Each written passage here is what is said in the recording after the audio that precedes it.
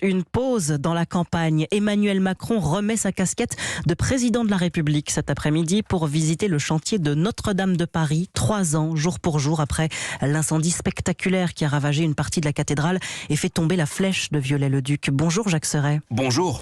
Jacques, au moment où la cathédrale commence à renaître de ses cendres, le chef de l'État va échanger avec les ouvriers engagés sur cet immense chantier.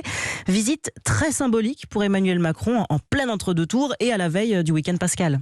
Oui, c'est le président et non le candidat qui s'apprête à entrer cet après-midi dans la cathédrale en travaux. Ce sont les services de l'Élysée et non son équipe de campagne qui organise cette visite. Mais à 9 jours du second tour, les deux costumes d'Emmanuel Macron semblent indissociables tant ce déplacement en plein entre-deux tours est chargé en symboles.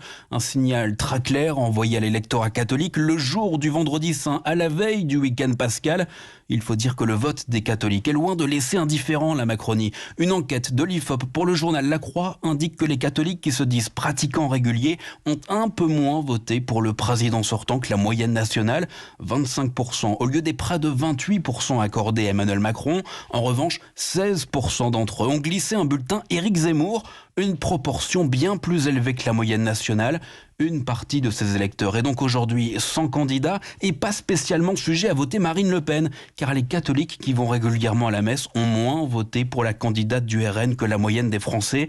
Emmanuel Macron, en faisant ce clin d'œil, espère peut-être les convaincre de ne pas s'abstenir. Jacques Serret du service politique d'Europe 1.